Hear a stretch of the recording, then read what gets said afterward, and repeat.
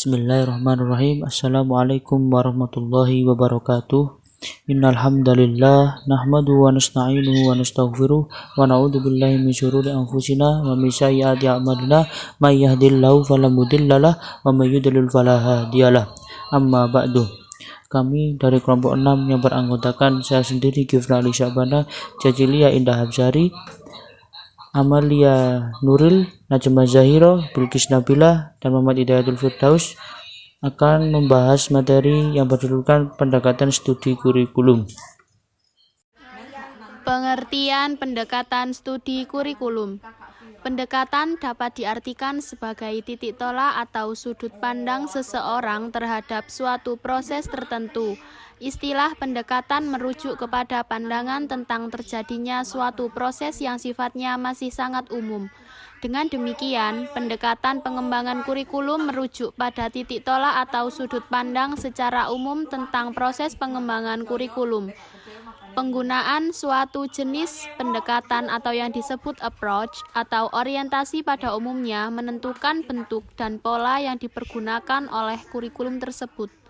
Secara teoritis, menurut perkembangan studi tentang kurikulum dapat digolongkan ke dalam beberapa teori pendekatan dan dari masing-masing pendekatan memiliki penekanan tersendiri.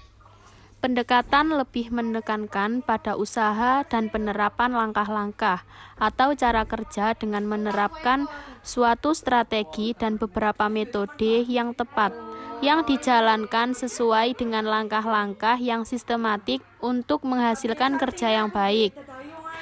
Dapat disimpulkan bahwa pengalaman kurikulum dan kegiatan yang dilakukan menjadi bahan ajar dan acuan yang digunakan untuk mencapai tujuan pendidikan. Macam-macam pendekatan studi kurikulum. 1. Pendekatan bidang studi. 2. Pendekatan integratif.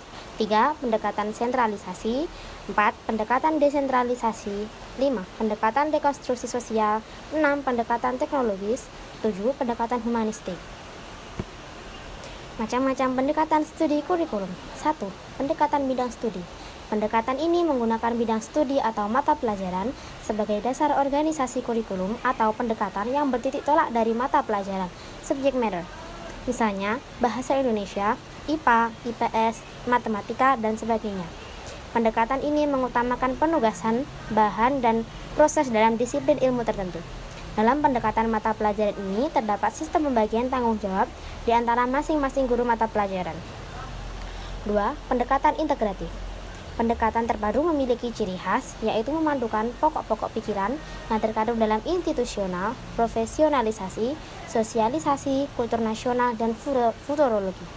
Pendekatan integratif bertitik tolak dari suatu keseluruhan atau kesatuan yang bermakna dan terstruktur.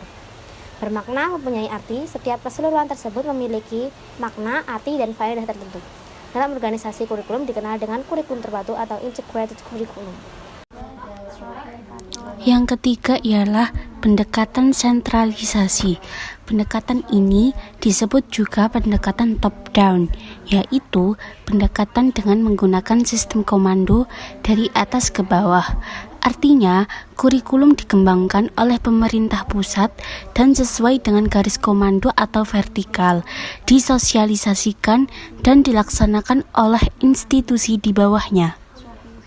Yang keempat, pendekatan desentralisasi.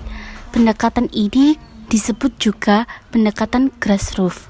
Dalam hal ini, guru sebagai ujung tombak pengembangan kurikulum di tingkat sekolah, baik secara individu maupun kelompok.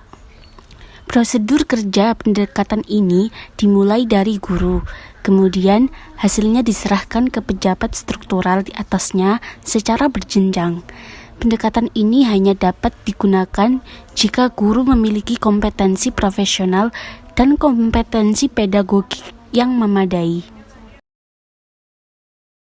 Macam-macam pendekatan studi kurikulum yang selanjutnya ialah pendekatan rekonstruksi sosial.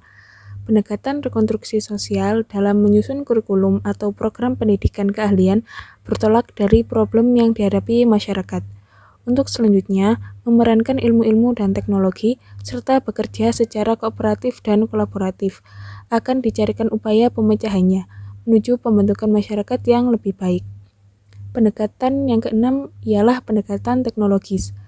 Penerapan teknologi dalam bidang pendidikan khususnya kurikulum ada dalam dua bentuk, yaitu software dan hardware. Penerapan teknologi perangkat keras dalam pendidikan dikenal sebagai teknologi alat, sedangkan penerapan teknologi perangkat lunak disebut dengan teknologi sistem. Macam-macam pendekatan studi kurikulum. Pendekatan humanistik. Pendekatan kurikulum ini berpusat pada siswa, jadi student centered, dan mengutamakan perkembangan efektivitas siswa sebagai prasyarat dan sebagai bagian dari integral proses belajar. Para pendidik humanistik yakin bahwa kesejahteraan mental dan emosional siswa harus dipandang sentral dalam kurikulum agar belajar itu memberi hasil yang maksimal. Yang terakhir yakni tujuan pendekatan studi kurikulum, mempelajari dan menghafalkan semua sumber pengetahuan dan pertimbangan tentang tujuan pengajaran, baik yang berkenaan dengan mata pelajaran maupun kurikulum secara menyeluruh. Bisa disimpulkan bahwa pengembangan kurikulum adalah proses penyusunan kurikulum oleh pengembang kurikulum dan kegiatan yang dilakukan agar kurikulum dapat menjadi bahan ajar dan acuan yang digunakan untuk mencapai tujuan pendidikan nasional.